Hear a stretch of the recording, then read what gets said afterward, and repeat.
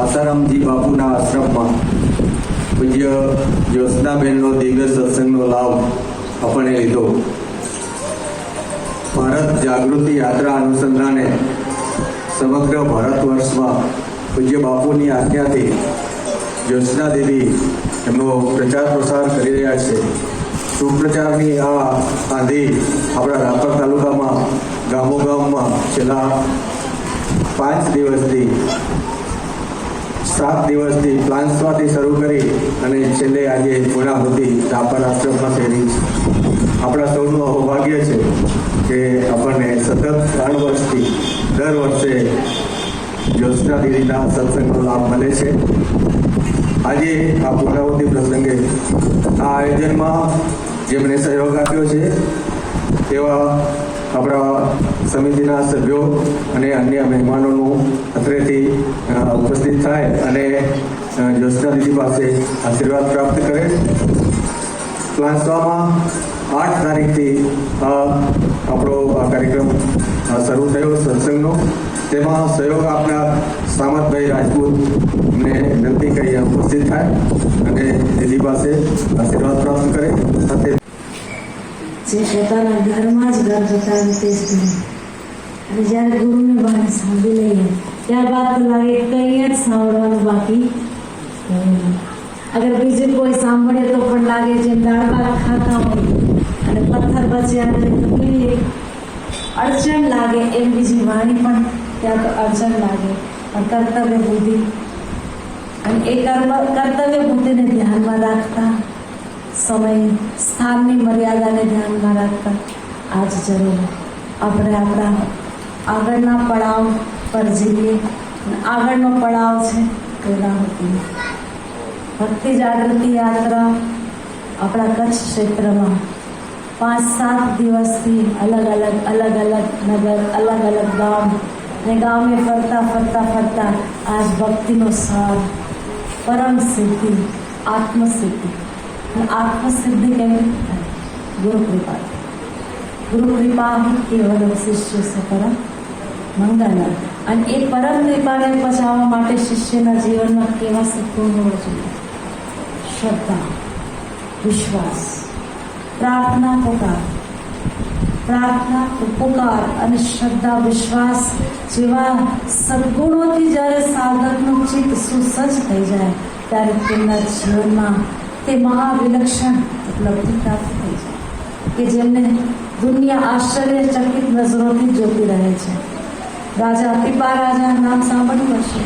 રાજસ્થાનમાં ગાંધરોડ ગઢમાં થઈ ગયા. ખૂબ ધનાઢ્ય સમ્રાટ રાજા પીપા.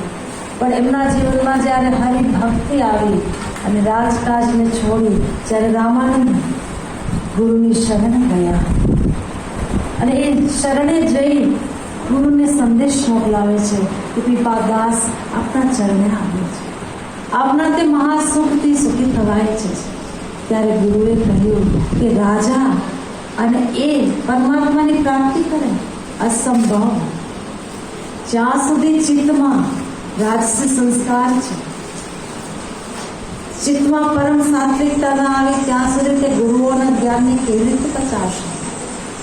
આપણે સંકલ્પ તો કરી લેતા હોઈએ જ્ઞાન પ્રાપ્તિનો, પણ જો આપણા જીવનમાં દિવ્ય ગુણો ના આવે, દિવ્ય સદગુણોનો ધારણ કરી શકીએ ત્યાં સુધી આપણી મહેનત પુરુષાર્થ કરતા રહીએ અને એ મહેનત ત્યારે જ સફળ થાય જ્યારે ગુરુ દત્ત સિદ્ધાંત આપણા હૃદયમાં આવે છે. પછી ભલે તે ગૃહસ્થના જીવન હોય કે સંન્યાસીનું. નમસ્કાર દર્શક મિત્રો, કચ્છ ટીવી સમાચાર વાણિજ્યમાં આપનું ખાસ તો દિવસથી ભક્તિ જાગૃતિ યાત્રા અંતર્ગત રાપર તાલુકાના પલાસવા ડેરી ઉપરનગર આદરણીય સંત શ્રી આસારામ બાપુના રાધિકા યોગનાથી દ્વારા એક દિવ્ય સત્સંગનું આયોજન થયું. એ દરમિયાન કાલે નાની રવમાં જોઈ તો એક બેન અને દાદા આપણી અંદર કેમ છો ના બેનના અવાજમાં દમ નહીં તાજગી છે, ફૂલો ને ક્યાંક ક્યાંક જીતી શક્યા છે. અને ખાસ તો પછી જ્યારે એમના વિશે જાણું તો પ્રેમ સંગીતની સરસ છે.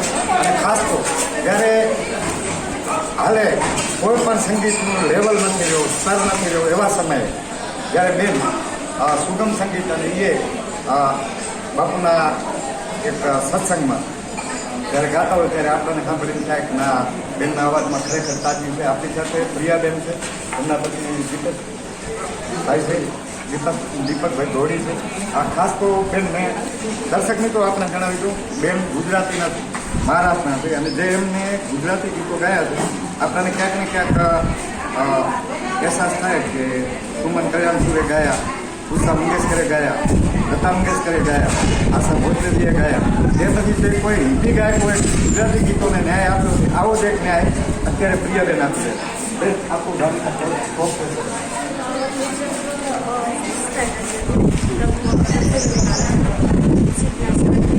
मतलब क्या आपका फैमिली बैकग्राउंड? नहीं, फैमिली बैकग्राउंड कुछ नहीं है, बस मेरी नानी गाती थी भजन पढ़ने, तो फिर वो शायद आया होगा. मेरे एक काम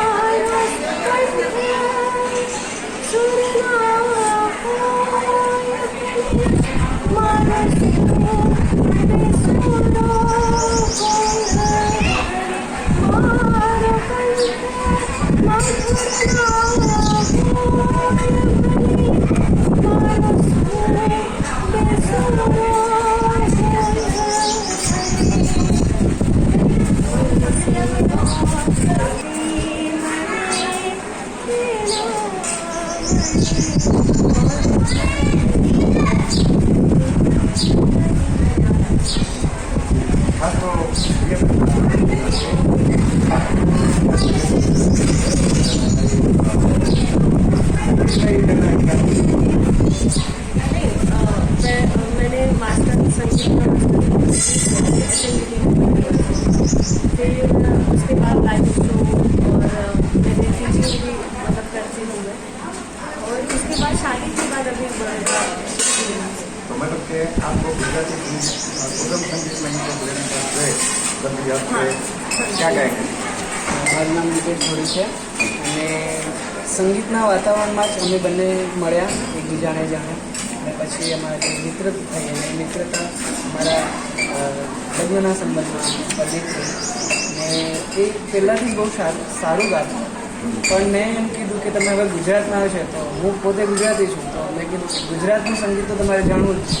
આપણે ગુજરાતી સંગીત એટલું સારું છે, સુગમ હોય, ફોક મ્યુઝિક હોય કે ગરબા, જે કંઈ આપણું સંગીત છે એ મને સંભળાવ્યું તો એમને બહુ જ ગમ્યું. અને વડોદરાના જે મોટામાં મોટા ગરબા ગણાય તો યુનાઇટેડ વેના અને એક નવલખીમાં જે હેરિટેજ ગરબા થાય છે, રજવાડાથી આયોજિત થવામાં આવે છે, ત્યાં પણ એમને ગાયું. તો એમને ત્યાંનો પણ ખાસો અનુભવ થયો, ત્યાં સૌથી વધારે ગરબા એમને શીખવા મળે. એના પછી એમને એટલો રસ ચડી ગયો ગુજરાતી સુગમ શીખવાનો. ત્યાર પછી એક ભજન અમે બંને ટ્રાય કરતા હોઈએ છીએ કે નવા નવા કમ્પોઝિશન, નવા જાણીતા જે અત્યારે કોઈ નથી કરતું. મારી એમ ખાસ ઈચ્છા છે કે એ બધા ભજનો સુગમ સંગીત પ્રિયા ગાય અને સંગીત જગતમાં અમે આવી રીતે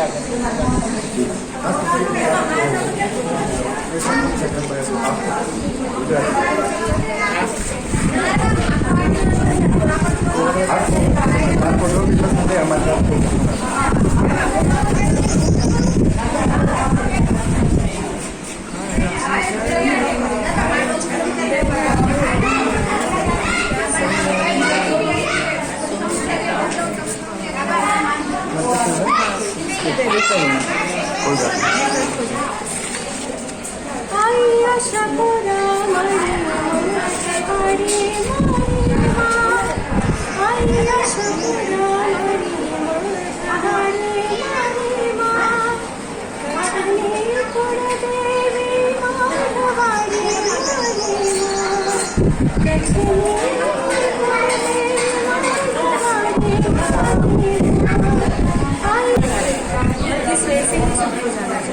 क्या बोलते हैं? મારે આ વસ્તુ બહુ સારો પ્રશ્ન છે.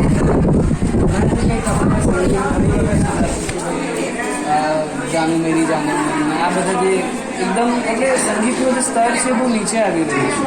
અને ઘણી વખત અમને પણ અમે સ્ટેજ પર પ્રોગ્રામ કરતા હોય તો આવી ફરમાઈશ હોય તો અમને થાય છે કે આટલું બધું પડ્યું છે આપણા સંગીતમાં, એની કોઈ ડિમાન્ડ નથી. ને આ એકદમ જેને કે રદ્દી સંગીત છે, રદ્દી માલ કહેવાય ને, એવા પ્રકારની જ્યારે ફરમાઈશ હોય ત્યારે અમને અંતર નથી થાય.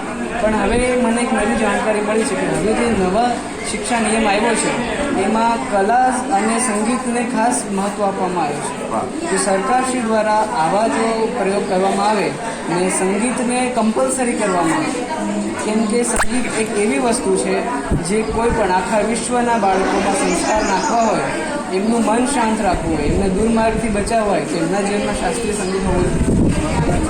આપણે પોતાની ભાષાનું જ્ઞાન હોવું જોઈએ, એમ કે પોતાના સંગીતનું એ કળા છે એ જાણવું જરૂરી. જે વિદ્યાર્થીઓ સંગીત કરતા હોય એ લોકોના અપરાધ ઓછા થાય, એ લોકોની માનસિક સ્થિતિ શાંત, એ લોકો મોટા સંસ્કારમાં ન જાય, ઊંધા રસ્તા ન જાય. એટલે નાનાથી નાના બાળકોમાં સંગીત હોવું જરૂરી છે.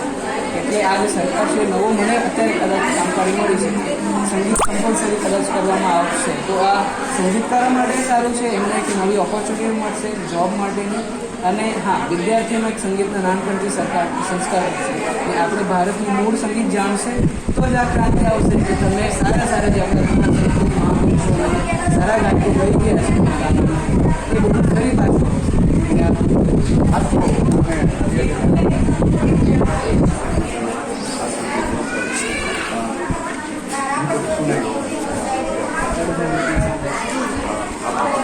उनमें से आपको किसको आप किसको फॉलो करते हैं? मैं आलाप देसाई जी के ज़्यादा संगीत मुझे बहुत पसंद आते हैं. तो धीरे धीरे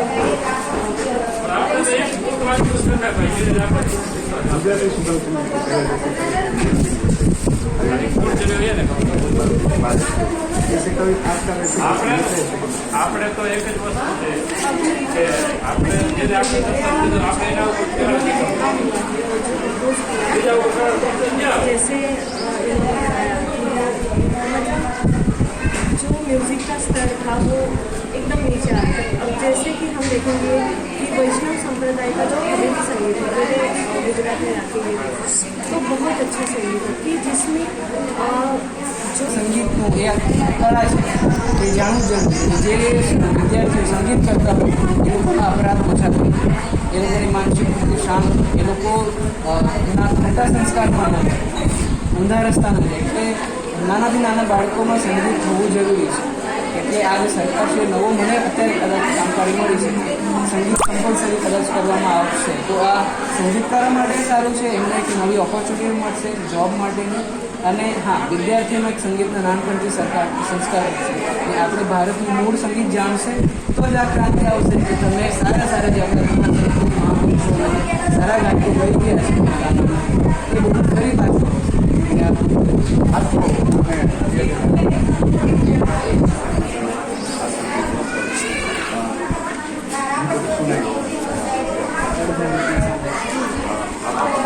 उनमें से आपको किसको आप किसको फॉलो करते हैं? मैं आलाप देसाई जी के ज़्यादा संगीत मुझे बहुत पसंद आते हैं. तो धीरे धीरे ગુજરાતી સુગમ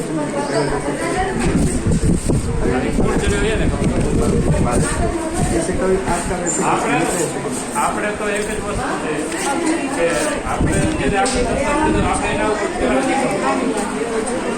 બીજા ઉપર जैसे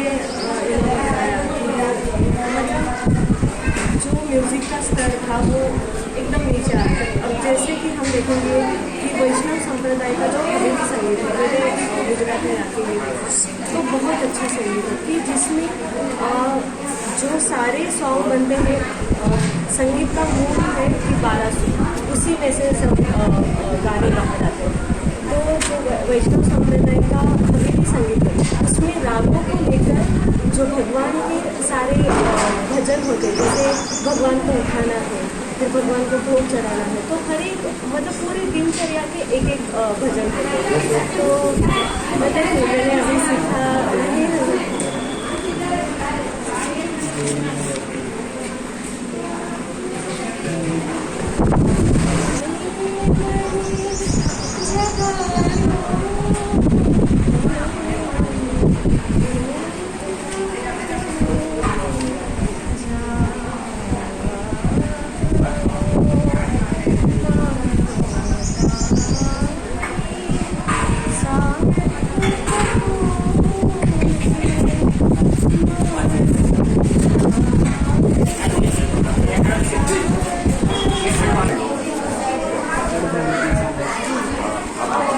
उनमें से आपको किसको आप किसको फॉलो करते हैं? आलाप देसाई जी के ज़्यादा संगीत मुझे बहुत पसंद आते हैं। तो धीरे धीरे ગુજરાતી સુગમ સંગીત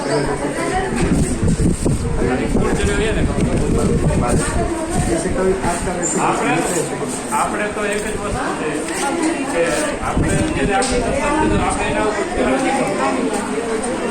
બીજા ઉપર जैसे इन्होंने बताया कि जो म्यूज़िक का स्तर था वो एकदम नीचे आता है। अब जैसे कि हम देखेंगे कि वैष्णव संप्रदाय का जो हवेली संगीत है मेरे गुजरात में आती है तो बहुत अच्छा संगीत है कि जिसमें जो सारे सॉन्ग बनते हैं संगीत का मूल है कि 12 सुर उसी में से सब गाने गाए जाते हैं। तो जो वैष्णव संप्रदाय का हवेली संगीत है उसमें रागों को लेकर जो भगवान के सारे भजन होते हैं जैसे भगवान को उठाना है फिर भगवान को भोग चढ़ाना है तो हर एक मतलब पूरी दिनचर्या के एक एक भजन होते हैं। तो मैंने अभी सीखा नहीं है।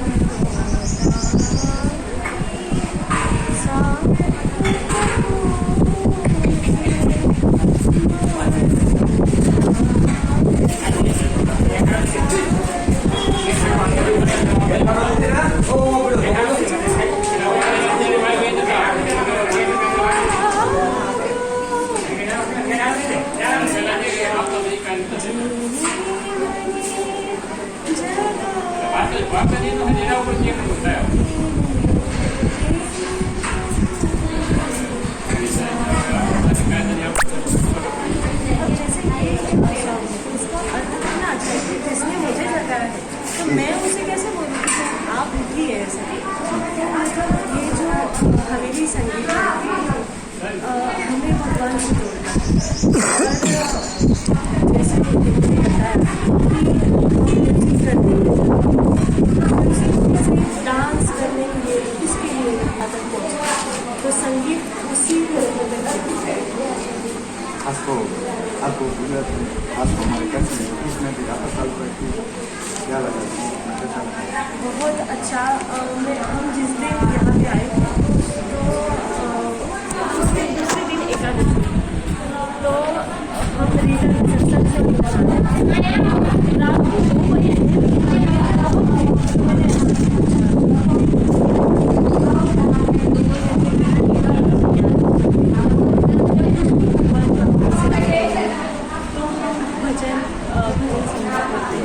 और बहुत अच्छा गा रहे थे तो हमने 10 मिनट वहाँ पे गाड़ी रोक के सुना तो इतना अच्छा मतलब ऐसे नहीं कि जो जैसे मैंने संगीत सीखा है तो मैं ही अच्छा गाती हूँ वो लोग भी बहुत अच्छा गा रहे थे डायरो पे ये सब गा रहे थे।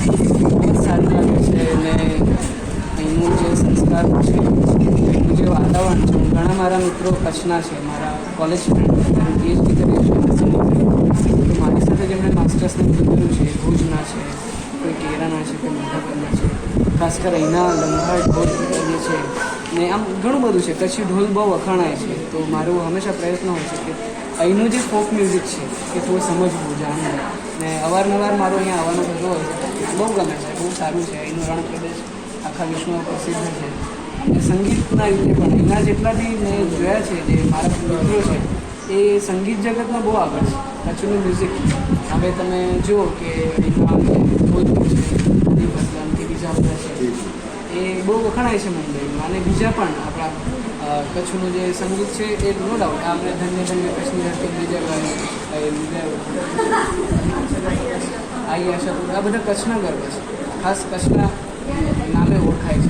તો એનું સંગીત બહુ જ સારું છે ને મને તો પહેલાંથી બહુ જ ગમે છે.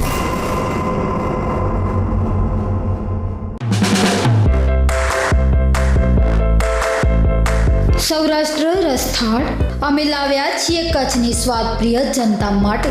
સૌરાષ્ટ્ર તેમજ રાજકોટનો કાઠિયાવાડી સ્વાદ હવે આપણા ભુજ સિટીમાં, જેમાં આપને સ્વાદ રૂપે મળશે બપોરે તેમજ સાંજે કાઠિયાવાડી વાનગી સાથે ફૂલ પેટ ભોજન. ઘર જેવું જ સ્વાદિષ્ટ ભોજન માટેનું એકમાત્ર સરનામું એટલે સૌરાષ્ટ્ર રસથાળ. તો નોંધી લેશો અમારું સરનામું: શુભમ માર્કેટ, GK જનરલ હોસ્પિટલની સામે, લોટસ કોલોની, ભુજ, કચ્છ.